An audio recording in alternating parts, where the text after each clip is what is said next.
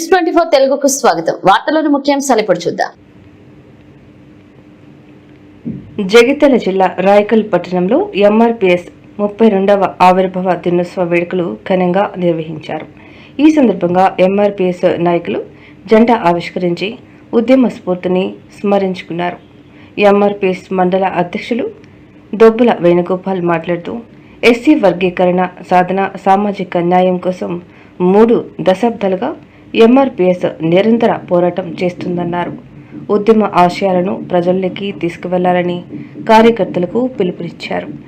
ఈ కార్యక్రమంలో మండల ప్రధాన కార్యదర్శి బెక్కం వెంకటేష్తో పాటు మారంపల్లి సాయి కుమార్, లింగంపల్లి సుభాష్, లింగంపల్లి రాజేష్, లక్ష్మీ నర్సయ్య, దొనకంటి రాజేందర్ తదితర నాయకులు పాల్గొన్నారు. ఉద్యమ బలోపేతానికి ఐక్యంగా కృషి చేస్తామని నాయకులు ప్రతిజ్ఞ చేశారు.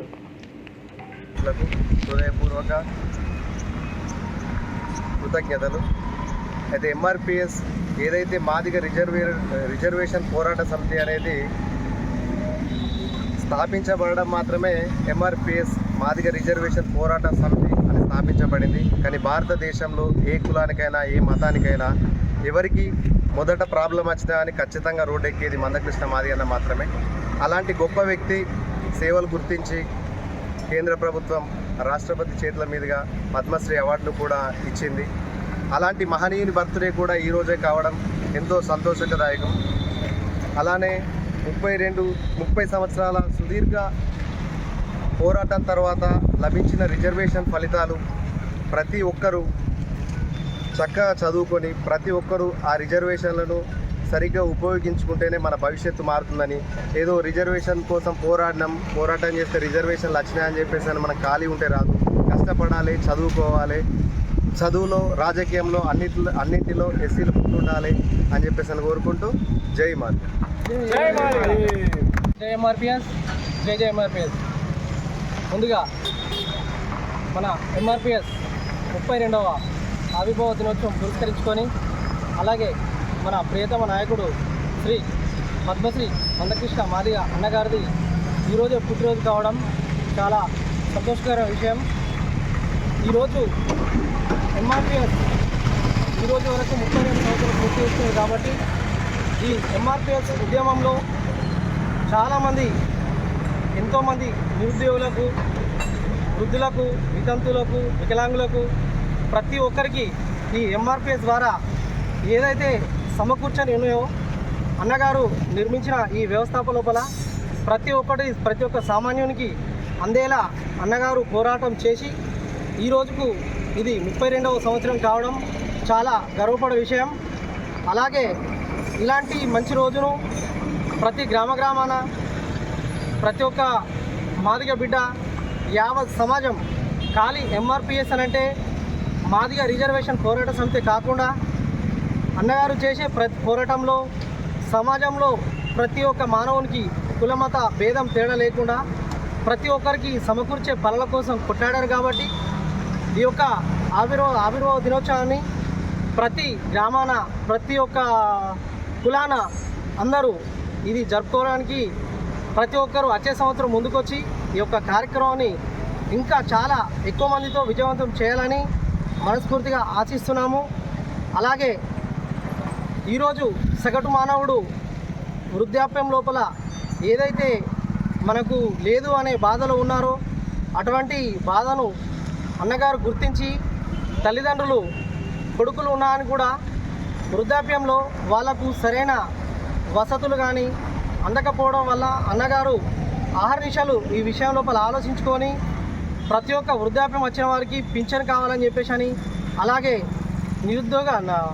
నిరుద్యోగులకు ఉద్యోగ అవకాశాలు కానీ బీద కుటుంబాలకు ఏదైతే మనకు ఈ రోజులో కార్పొరేటు వైద్యం అనేది చాలా ఎంత అవసరం ఉందో ఆ విషయం లోపల అన్నగారు పోరాడి హార్ట్ సర్జరీ కానీ ఆరోగ్య సేవలు కానీ ప్రతి ఒక్కటి అన్నగారు చేశారు. కాబట్టి ఈ యొక్క విషయాన్ని ప్రతి ఒక్కరు గుర్తించి ఈ యొక్క 32వ ఆవిర్భావ దినోత్సవాన్ని మనస్ఫూర్తిగా జరుపుకోవడానికి మా వంతుగా మేము ముందుకొచ్చాం. కాబట్టి ముందు తరాల వారు కూడా దీన్ని గుర్తించి ఈ ఎంఆర్పిఎస్ ఖాళీ మాల మాదిగలకి కాకుండా యావత్ సమాజానికి కూడా నిర్మూలంగా ప్రతి ఒక్క దాంట్లో అడుగేసి పనిచేయడానికి ముందుంది కాబట్టి ఈ యొక్క విషయాన్ని ప్రతి ఒక్కరు గుర్తిస్తారని ఈ 32వ ఆవిర్భావ దినోత్సవం పురస్కారం సందర్భంగా ఈ విషయం ప్రతి ఒక్కరికి చెప్పడం జరిగింది.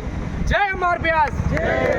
ఎంఆర్పిఎస్ 32వ ఆవిర్భావ దినోత్సవాన్ని పురస్కరించుకొని చేసినటువంటి మన మండలాధ్యక్షుడు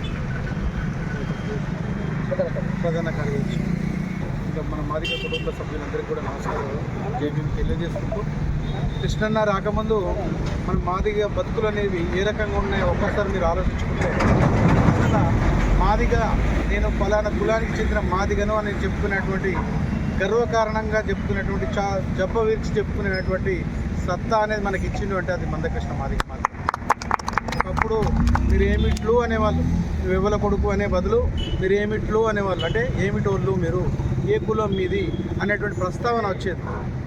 ఓహో మాదిగోళ్ళ, మీరు అక్కడనే ఉండర్రి. ఇవన్నీ ఈ సందర్భాలన్నీ మీరు చూసిరో లేదేమో కానీ నా ఏజ్ తరం వాళ్ళందరూ దాదాపు అనుభవించిన వాళ్ళమే. ఇవాళ మాదిగ కూడా ఒక రావుతోని, ఒక రెడ్డితోని, ఒక వెల్మతోని దర్జాగా కాలు మీద కాలు వేసుకొని తెల్ల బట్టలు వేసుకొని కూర్చున్నాడు అంటే కారణం అది మందకృష్ణ మాదిగ పెట్టిన భిక్ష. దయచేసి మర్చిపోతుంది. మందకృష్ణ మాదిగ అన్న ఇవాళ పోరాటం చేస్తున్నాడు అంటే ఏ పార్టీ కోసమో ఏ ప్రభుత్వం కోసమో ఇంకేదో దానికోసమో కాదు.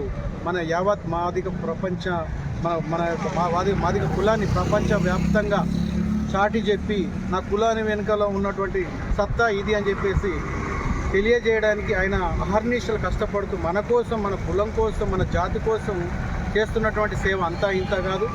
ఆయన ఎందరైతే మహనీయులు మనకు ఉన్నారో ఆయన కూడా అటువంటి మహనీయుడే కానీ మనం ఇవాళ కొలువపరుచుకున్నాము. అది ప్రభుత్వం గుర్తించి మన పద్మశ్రీ కూడా అన్నకు దక్కడం అనేది చాలా సంతోషకరమైనటువంటి విషయము. కాబట్టి ఒకటి నేను చెప్పదలుచుకున్నది ఏంటంటే మన వెనకాల ఇంతమంది ఇంత సపోర్ట్ చేస్తూ ఇంత మంచి నాయకులు ఉన్నప్పుడు మనము కూడా దాన్ని సద్వినియోగం చేసుకునే విధంగా మనం ఐకమత్యం పాటించేసి వాళ్ళ ఏదైతే కలలు కన్నారో వాళ్ళు ఏదైతే ఆశించారో దాన్ని నిలబెట్టే దిశలో మనం ఖచ్చితంగా ఇటువంటి కార్యక్రమాలు జరుపుకొని మనం నలుగురికి తెలియజేసే విధంగా చాటి చెప్పేటువంటి మన బాధ్యత ఉంది. కాబట్టి అందరూ కూడా మునుముందు తమ్ముడు చెప్పినట్టుగా మునుముందు ప్రతి కార్యక్రమాన్ని దృష్టిలో పెట్టుకొని ఇది నీ పండుగ నా పండుగ అని కాదు, ఇది మనందరి పండుగ అన్నట్టుగా మనం ముందుకు వచ్చేసి చేయాలి అన్నటువంటి ఆలోచన అందరికీ రావాలని చెప్పి తెలియజేసుకుంటూ అందరికీ జై భీమ్.